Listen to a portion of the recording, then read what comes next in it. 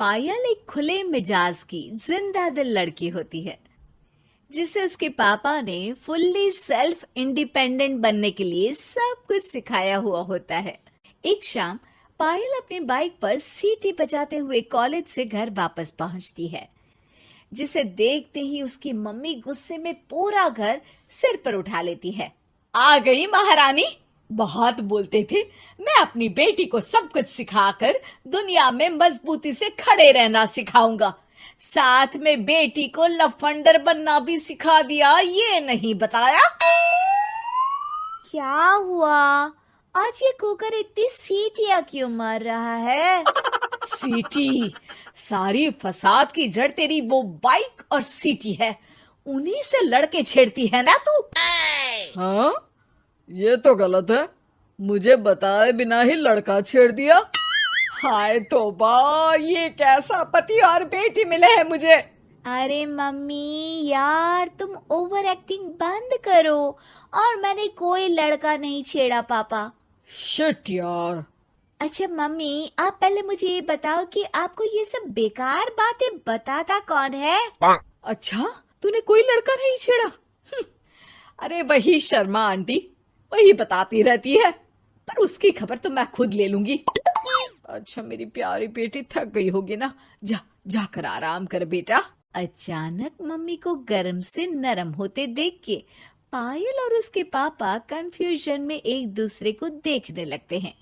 आंखों से कुछ इशारे होते हैं और पायल वहां से चुपचाप चली जाती है।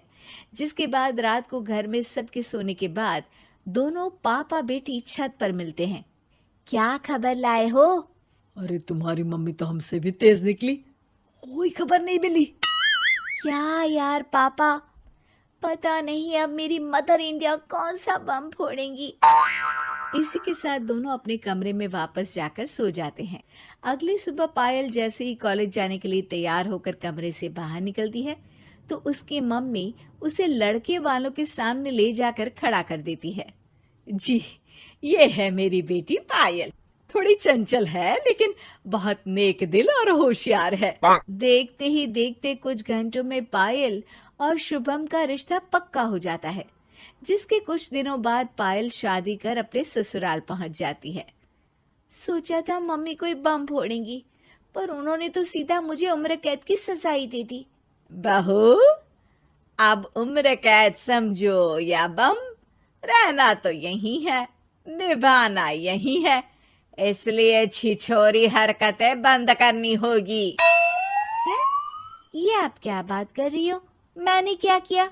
इतने मासूम ना बनो, मुझे तुम्हारे कारनामों के बारे में सब अच्छे से पता है। ऐसा बोलकर सास तो वहां से चली जाती है, लेकिन पायल सोच में पड़ी वहीं खड़ी रह जाती है। जिस पर शुभम उसके पास आता है। तुम मम्मी की बात का बुरा मत मानना, वो पड़ोस वाली आंटी ने उन्हें तुम्हारी बाइक चलाना, सीटियां बजाते हुए घूमना, बेधड़क सबसे बात करना वगैरह जैसी कुछ बातें बता दी है, जिसे सुनकर उन्हें गुस्सा आ गया है। पर फिक्र मत करना, धीरे धीरे साथ रहने से वो भी ठीक हो जाएंगी। Thanks for your concern, but I don't care.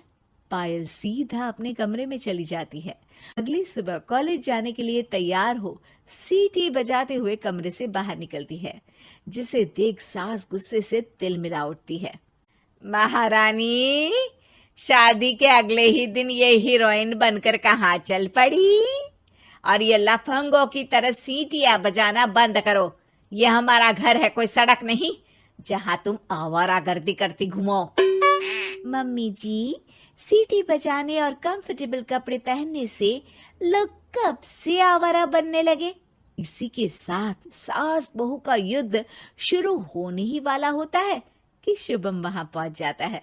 माँ, उसका कॉलेज है इसलिए ऐसे तैयार हुई है। और पायल, तुम भी माँ को समझने की थोड़ी कोशिश करो ना प्लीज। सिचुएशन संभालकर शुभम और पायल घर से निकल जाते हैं। इसी तरह दिन बीतने लगते हैं, जिससे सास बहू की लड़ाइयों के बीच शुभम पिसता रहता है, लेकिन साथ ही वो दोनों एक दूसरे की आदतों को अपना भी लेती हैं। पर पायल का सीटी बजाना सास को आज भी नागवारा ही होता है। आसमान गिर जाएगा, धरती फट जाएगी, पर इसकी सीटी ना जी ना, कभी बंद नहीं होगी। अरे मम्मी जी, जब आप मेरे कुछ बोले बिना सीटी से ही समझ जाती हो कि मैं क्या बोल रही हूँ, फिर इसे बदलने की क्या जरूरत? यही तो हमारी यूनिकनेस है। पायल की बात से ज्यादा सहमत ना होते हुए भी सास हंस पड़ती है।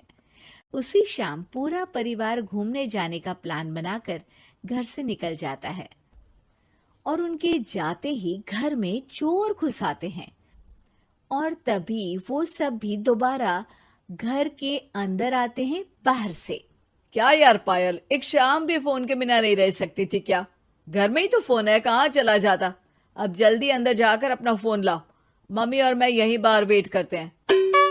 ज्यादा बोल रहे हो, देखो अब और धीरे काम करूंगी। ऐसा बोलकर पायल घर के अंदर जाती है और बहुत देर तक बाहर निकल कर नहीं आती। अरे ये तो सच में जानबूझकर लेट करने लगी। चल कर देखते हैं ना। दोनों जैसे ही मेन डोर के नजदीक पहुंचते हैं, उन्हें पायल के सीटी बजाने की आवाज सुनाई देती है। हमें लेट करके खुद मजे से बैठी सीटियां बजा रही है। अरे गधे, ये मजा नहीं सजा है, जल्दी से पुलिस को फोन कर। माँ की बातों से कंफ्यूज्ड शुभम उसे देखता ही रहता है। सास खुद ही पुलिस को फोन कर देती है। कुछ देर बाद वो दोनों पुलिस के साथ घर के अंदर जाते हैं तो पायल एक कुर्सी पर बंधी होती है और सास को देखते ही दोबारा सीटी बजाने लगती है। सीटियों की दुकान फिर से शुरू हो गई तू? और क्या इन सबको कह रही है कि चोरा है चोरा है?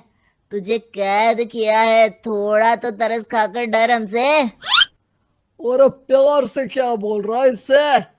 अरे इसके सर पर बंदूक लगा, ठोक दे इसको।